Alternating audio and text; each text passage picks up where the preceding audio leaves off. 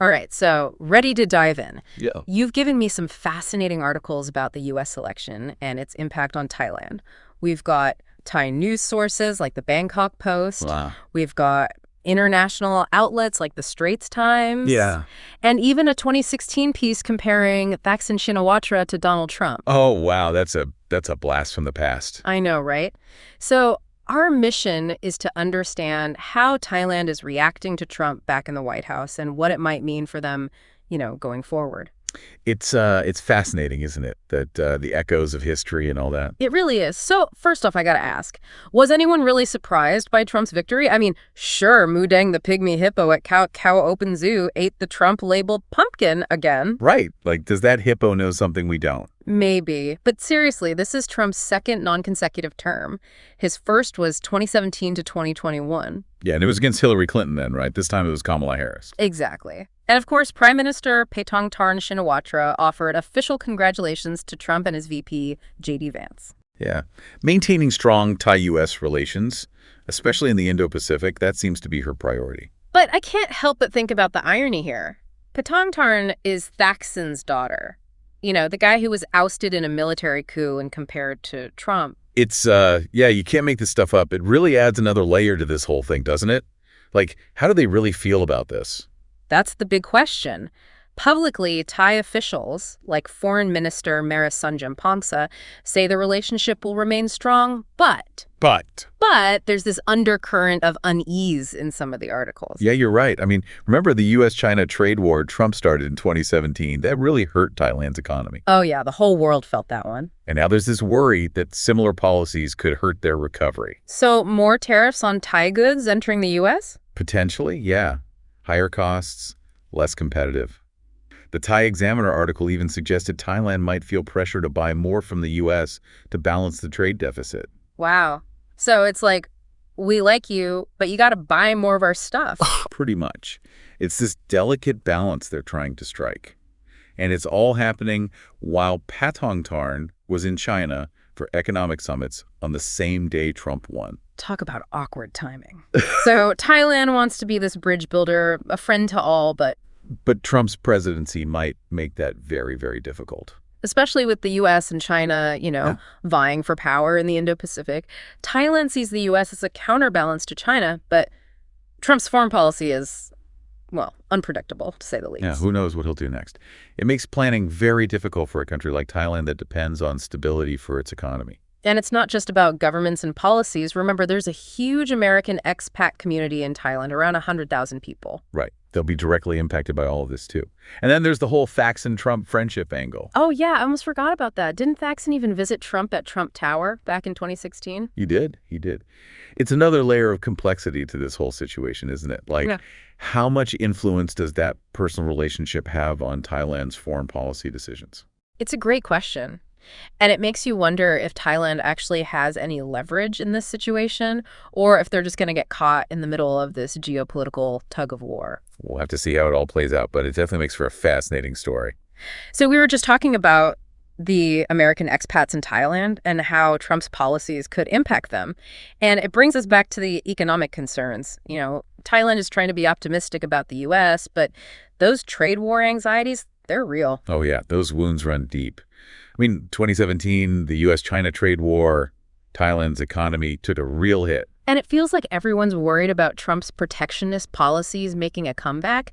Could you explain what that means exactly? Like, what's protectionist? Okay, so imagine, like, a potluck dinner. Everyone brings a dish, right? They share, everybody gets to try everything. That's kind of like free trade. Okay, following. But then somebody comes along and builds a wall around their dish. They're like, nope, only people from my neighborhood can have this. That's protectionism. So the wall in this case is tariffs, right? Like extra taxes on imports. Exactly. So if Trump puts tariffs on goods from Thailand, those products become more expensive for Americans. And that hurts Thai businesses. And you mentioned the trade deficit earlier. How does that fit into all of this? So back to our potluck. Thailand's bringing in a lot of dishes, right? But they're not really taking any back from the U.S. side. Meaning they're selling a lot more to the U.S. than they're buying? Right. And Trump, with his America First thing, he might pressure Thailand to buy more American products to even things out. Which puts Thailand in a bind, doesn't it? They want good ties with the U.S., but they don't want to upset China, their other big trading partner. Yeah, the tough spot. Like trying to ride two horses going in different directions. And then there's the whole Indo-Pacific situation. It's become like the main stage for this U.S.-China rivalry, right? Yeah, it's like the high-stakes poker table where those two are playing their hand and Thailand's sitting right there trying not to get caught in the middle. They've been playing this friend-to-all game, haven't they? Yeah, trying to. But it gets a lot harder when the players are getting aggressive. So how do they navigate this? What are their options? Well, one option is to just stay neutral. Keep walking that tightrope between the U.S. and China. Maybe appease the U.S. on trade, like increasing some imports, but at the same time not upsetting China. Maybe keep working with them on the Belt and Road Initiative. Okay, but what if they're forced to pick a side? What if that tightrope snaps? Yeah, that's the worry, right? What if things escalate?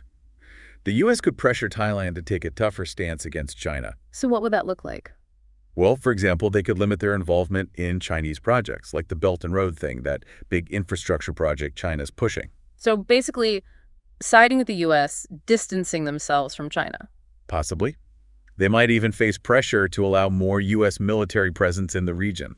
But wouldn't that risk making China angry? And wouldn't that make Thailand a target if there's ever a conflict between the U.S. and China? Yeah, there are big risks. It's a decision Thailand wouldn't take lightly.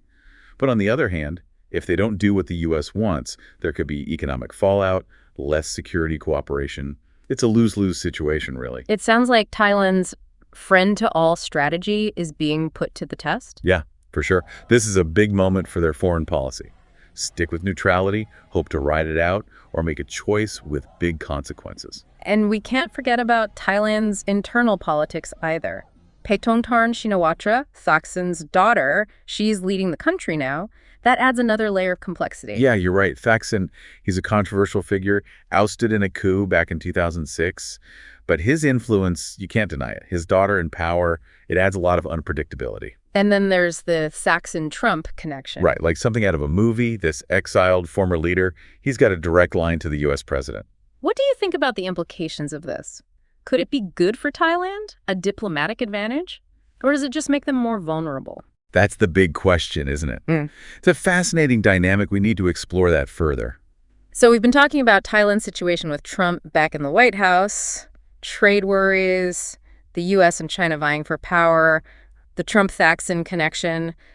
It's a lot to take in. It really is. And the big question is, what happens now? Exactly.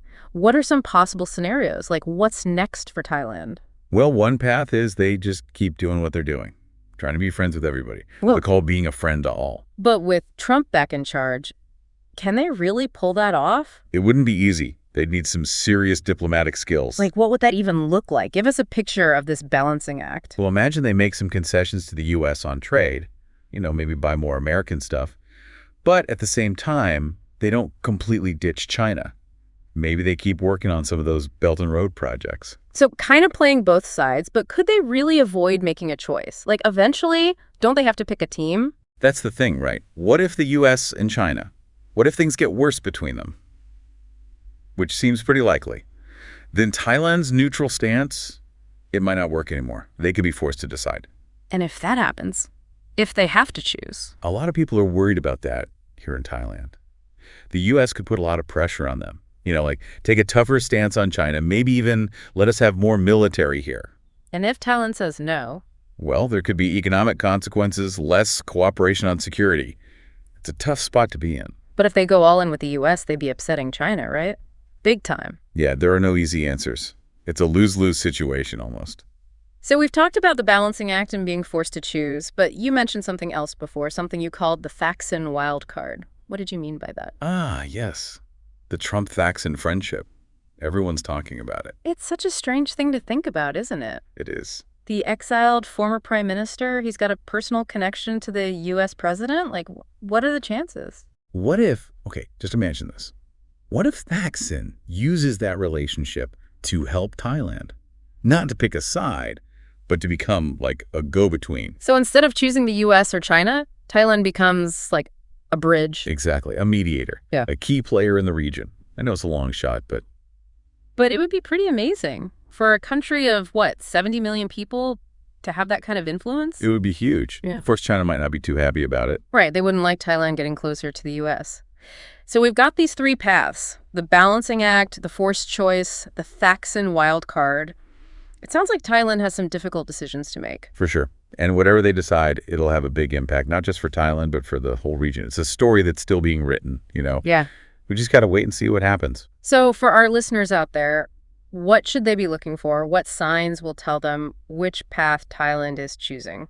Well, pay attention to their trade deals. Are they giving in to U.S. demands? Or are they going deeper with China's Belt and Road? And listen to what their leaders are saying. Are they talking about staying neutral, or are they hinting at taking sides? And keep an eye on Thaksin. Oh, absolutely. He's never been one to stay quiet for long. This could be his time to make a comeback. This has been an amazing conversation. We've talked about everything from pygmy hippo predictions to trade wars, geopolitical maneuvering, to personal relationships that could change history. What's the one key takeaway you want our listeners to remember? Thailand's at a turning point, that's for sure. And the choices they make, well, they'll have a big impact on everyone, not just Thailand, but the whole region. It's a story that's still unfolding, and we all need to pay attention. We've tried to give our listeners the information they need to understand what's happening, but now it's up to them to connect the dots and see how it all plays out. And to think about how these global events might affect them personally. Because even if it seems far away, everything's connected. So on that note, we'll wrap up this deep dive. Thanks for joining us.